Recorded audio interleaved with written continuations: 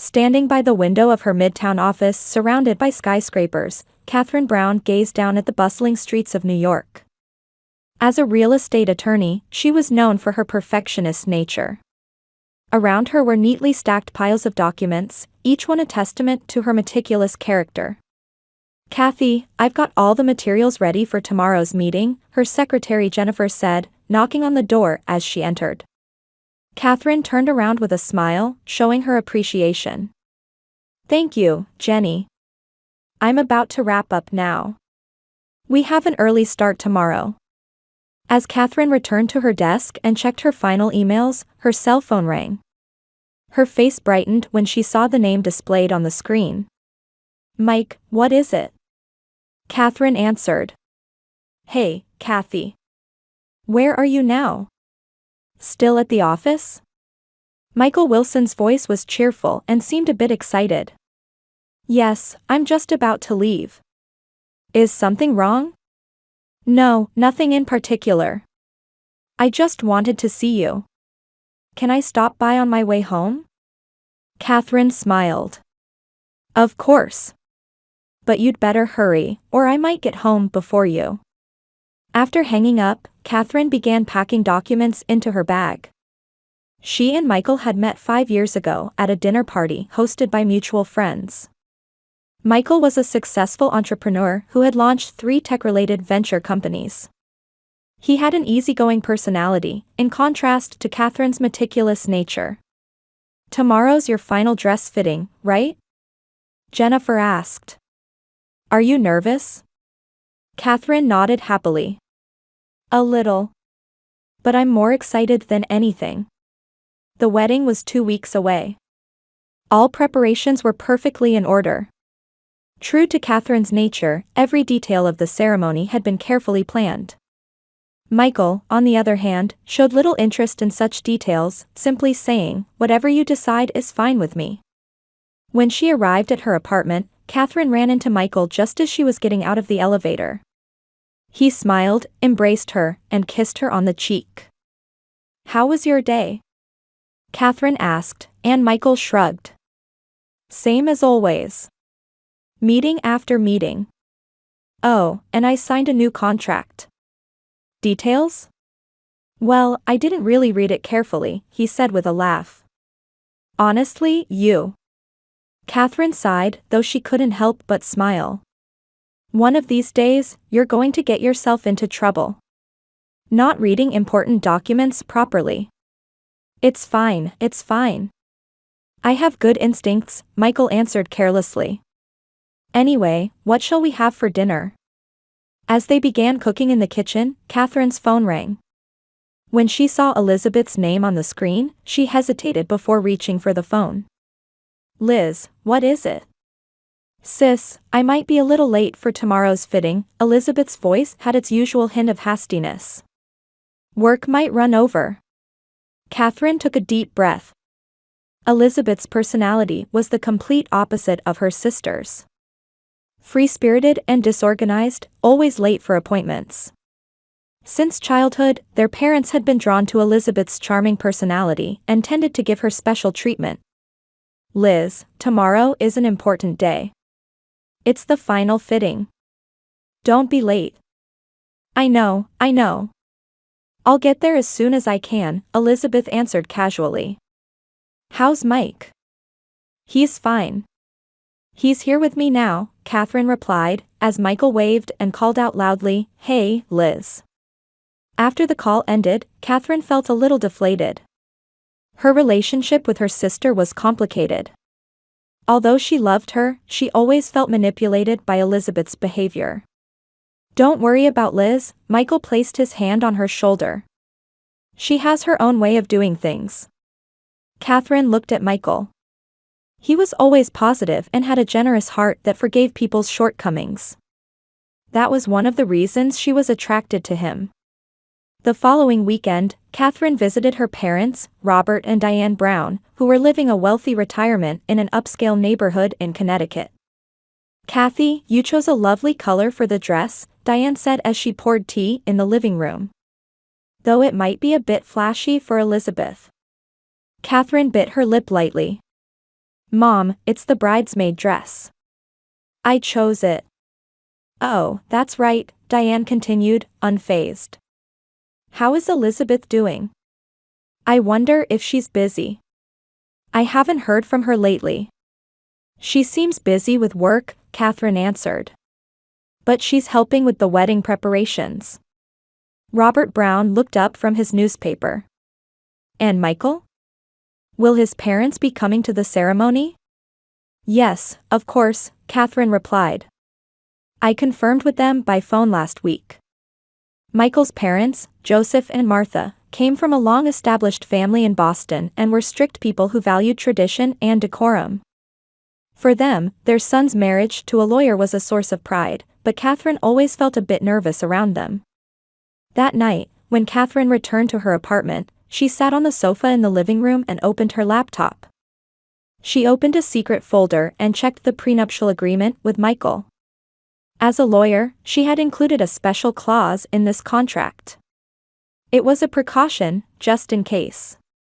A clause stating that if Michael failed to show up at the wedding, a large portion of his business shares would be transferred to her. Of course, she didn't think such a thing would happen. It was just a form of insurance. She reread the clause and smiled. Michael, as usual, had signed the document without reading the details, saying, "It's probably just standard content anyway." Catherine closed her laptop and headed to the bedroom. On the wedding day, the bridal suite at a luxury hotel in Manhattan was filled with a festive atmosphere. Catherine Brown was surrounded by her hairstylist and makeup artist, being prepared for the most beautiful appearance of her life. Outside the window, the fresh May sunshine illuminated the streets of New York. A little more to the right. Yes, perfect, the hairstylist said as she secured the final floral ornament in Catherine's updo.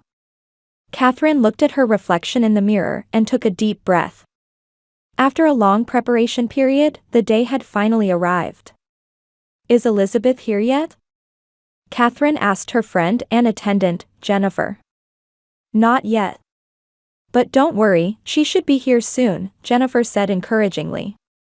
As the clock ticked closer to the scheduled time, the tension in the room gradually increased. A hotel staff member knocked on the door. Ms. Brown, there's something I need to discuss with you. Catherine walked to the door with a worried expression. What is it? I'm sorry, but it seems that Mr. Wilson, the groom, hasn't arrived yet. The ceremony is in 30 minutes, but... Catherine frowned. Michael isn't here yet? That's strange. He would definitely call if something was wrong. She quickly picked up her phone and dialed Michael's number.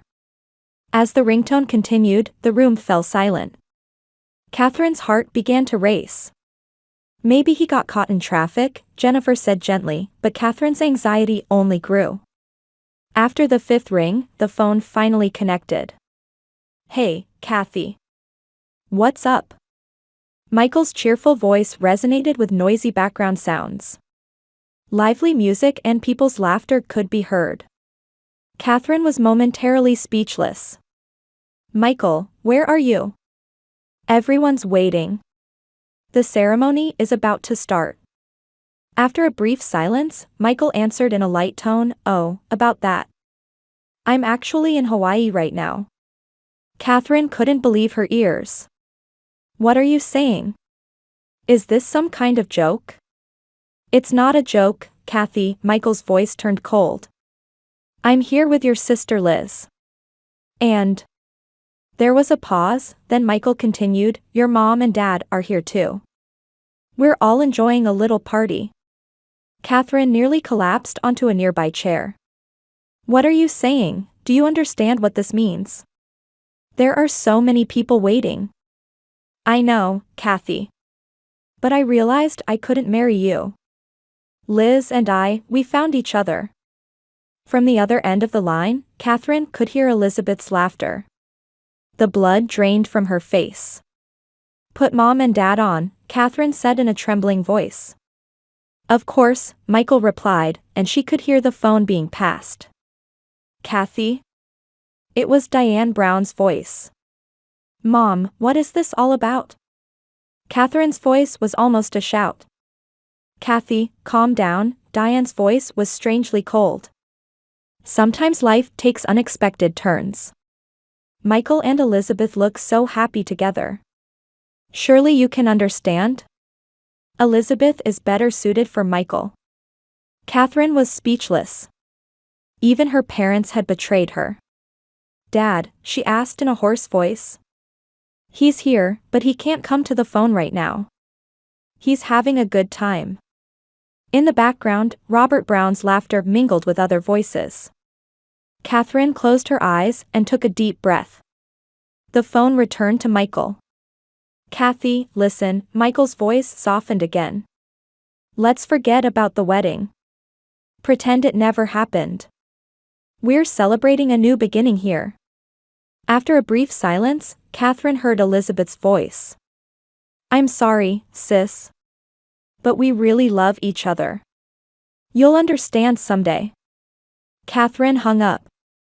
The room was silent, and the staff and friends around her stood stunned, speechless. Could everyone please leave? Catherine said quietly. I need to be alone for a while. Once the room was empty, Catherine took off her wedding dress and pulled clothes from a nearby suitcase. Her movements were mechanical, but her mind was swirling with anger and sadness. After changing, she opened her laptop and searched for a specific file. The prenuptial agreement with Michael. There was determination in Catherine's eyes. Call Alex, she said to Jennifer. It's time to activate that contract. Catherine's voice had regained its composure.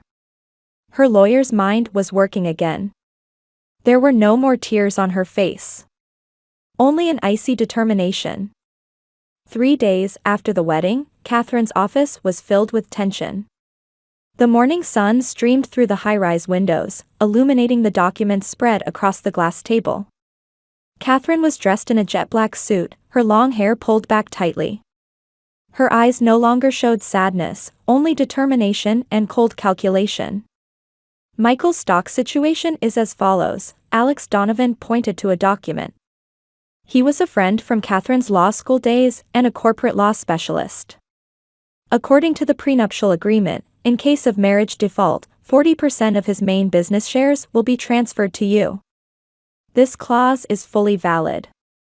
Catherine nodded quietly as she reviewed the documents. When can we convene the board meeting? First thing tomorrow morning, Alex replied. I've already contacted the major shareholders and explained the situation. They are very disappointed in Michael. They're beginning to question his judgment as CEO of a top-tier company. Catherine stood up and gazed out at the Manhattan skyline. Have you contacted Michael's parents? Yes, Alex's voice softened slightly. They are furious. Especially about their son's dishonest act and the social disgrace he has brought to the family. They are completely on your side. Michael's parents were people who valued tradition and honesty above all else. Their son's betrayal of his fiancée, and worse, his disappearance on the wedding day, directly contradicted their values. Will they participate? Catherine asked. Yes, they've already booked a flight to Hawaii. They'll be on the same plane as us, Alex answered. Catherine sat down again and turned her attention to another stack of documents. What about my parents' trust fund? That's been confirmed as well, Sarah, a female lawyer, replied. The documents that were secretly modified 5 years ago are fully valid. They think they're managing your assets, but actually it's the reverse. You have the authority to manage their trust fund. A small smile appeared on Catherine's lips.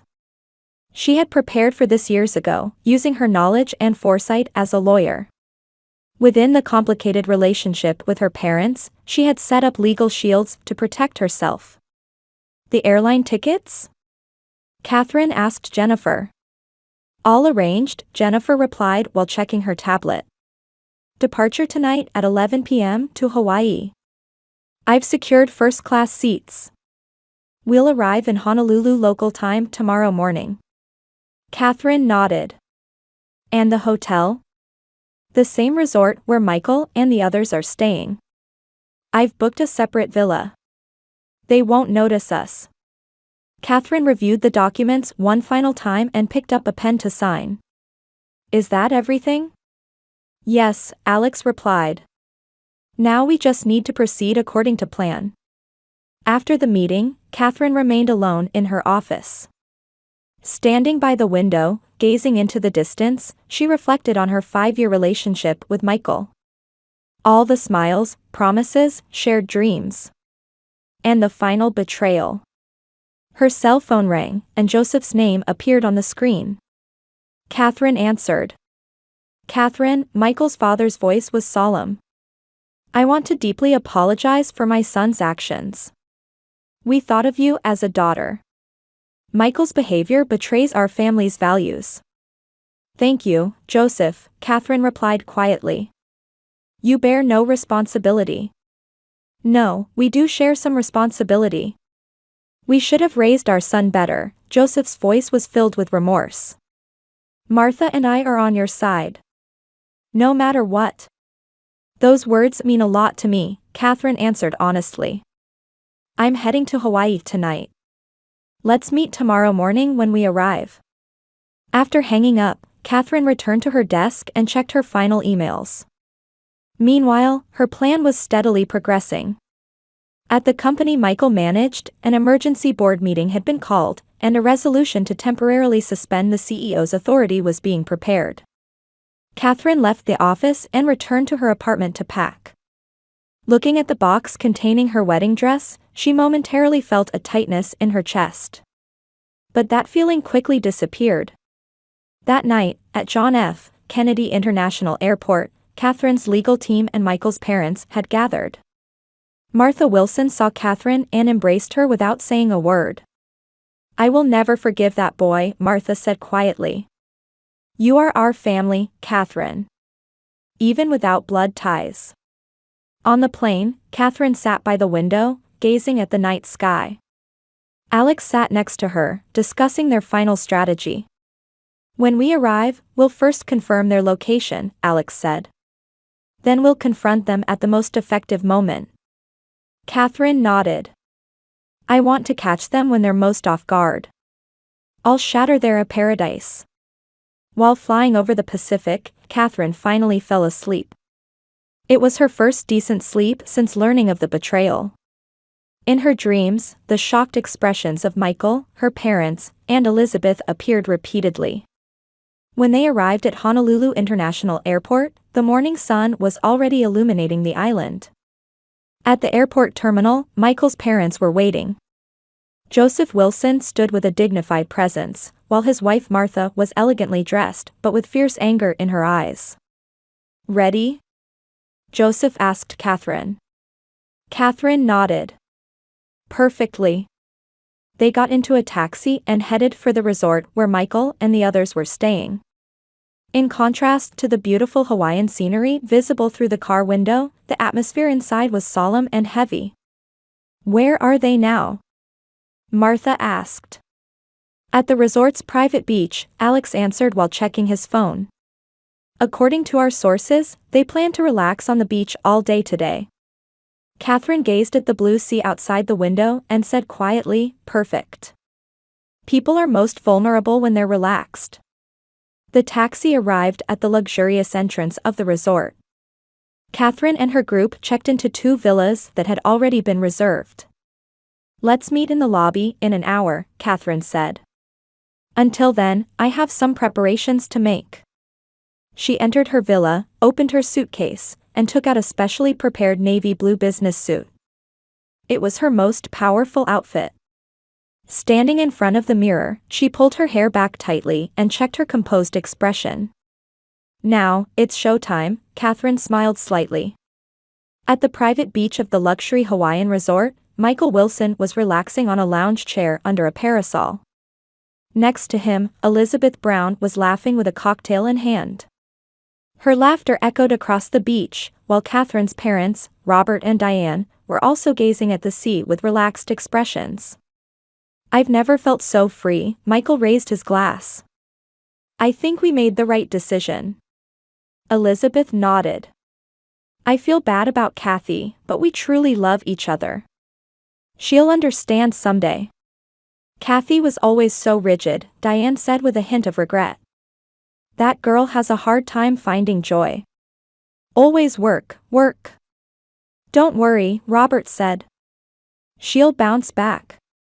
Kathy is a strong girl. The four of them toasted elegantly, enjoying the tropical sun. Behind them, hotel staff were providing attentive service. In the midst of this, a staff member approached Michael. Mr. Wilson, I'm sorry to disturb you, but an important guest has arrived at the lobby. They've requested to see you urgently. Michael frowned. Me? Who is it? I don't have the details, but they say it's extremely important and business-related, the staff member replied politely. Work chasing me all the way to Hawaii, Michael showed slight irritation but stood up. Everyone, I'll be right back. Elizabeth looked concerned. Should I come with you? No, I'll be back soon. It's probably a call from New York, Michael placed his hand on her shoulder. We'll come too, Diane stood up. I've had enough sun for now, and I wanted to head back to the room anyway. The four of them left the beach and headed toward the resort's main building. When they entered the luxurious lobby, Michael stopped in his tracks. The blood drained from his face in shock. In the center of the lobby stood Catherine Brown in a perfect business suit. Next to her were her legal team and, incredibly, Michael's parents. Kathy. Michael's voice trembled. What are you doing here? And Dad, Mom too. Son, Joseph Wilson's voice was ice cold. We are ashamed of your actions.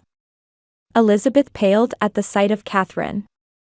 Catherine's parents, standing behind her, were similarly speechless. How's your vacation going? Catherine asked calmly. There was no emotion in her voice. Kathy, what are you doing here? Elizabeth asked in a trembling voice. Business, Liz, Catherine answered. She opened her briefcase and took out some documents. Michael, you signed this, didn't you? Michael looked at the documents with a confused expression. Oh, the prenuptial agreement. What about it? Look at page 17, Catherine instructed. Alex stepped forward and pointed to a specific page for Michael. Michael's expression changed gradually. First confusion, then disbelief, and finally fear. This is a joke, right? It's not a joke, Catherine answered calmly.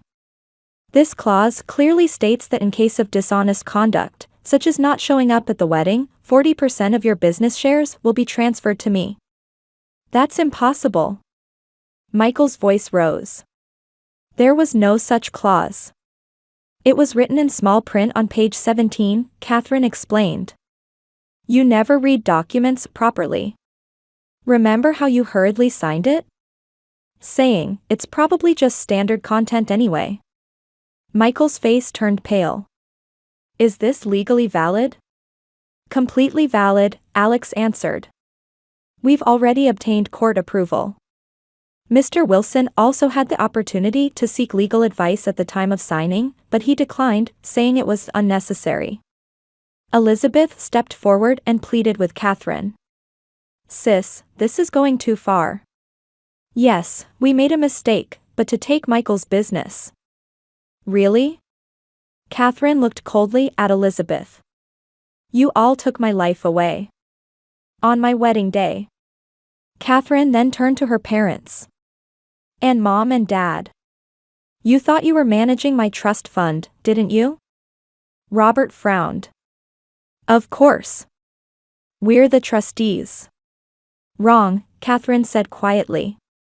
5 years ago, I legally transferred management rights to myself. With your signatures.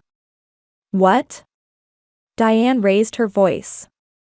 That's impossible. You don't read documents carefully either, Catherine sneered. Remember those papers I brought when I received my economic law degree? Those were actually documents transferring the trust fund management rights. The lobby fell silent. The expressions of Michael, Elizabeth, and Catherine's parents had changed to despair. "What good will this do?" Michael asked. "Is this revenge?" "Justice," Catherine answered. "You betrayed me. Everyone betrayed me. But I'm not the kind of woman who just cries and lets it go." Martha Wilson approached Michael. "Your father and I can no longer call you our son. Catherine is the daughter we are proud of." Michael looked at his mother in shock. "Mom." "I have nothing more to say." Martha turned her back. Catherine handed Michael one final document.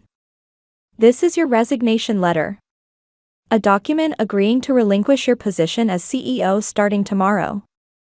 Sign it." Michael took the pen with trembling hands. He had no choice. "Betrayal comes with a price," Catherine said quietly. "You tried to ruin my life, but now it's my turn to change yours." Elizabeth was crying. "Sis, please, forgive us." Catherine briefly glanced at Elizabeth, then turned away without a word. She left the lobby with Michael's parents. Michael, Elizabeth, and her parents were left standing there, stunned. The autumn in New York was colorful.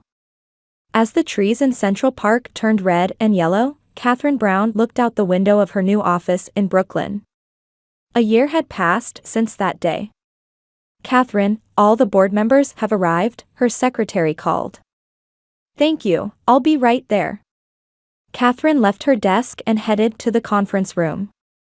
She was now the major shareholder and chairperson of the board of Wilson Innovation. After Michael's departure, she had kept the company name but revamped the management team and set a new direction.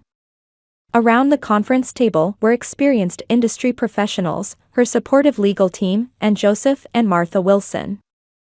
After their son's betrayal, Michael's parents had truly welcomed Catherine as family. "The quarterly results are excellent," Joseph said while looking at the report.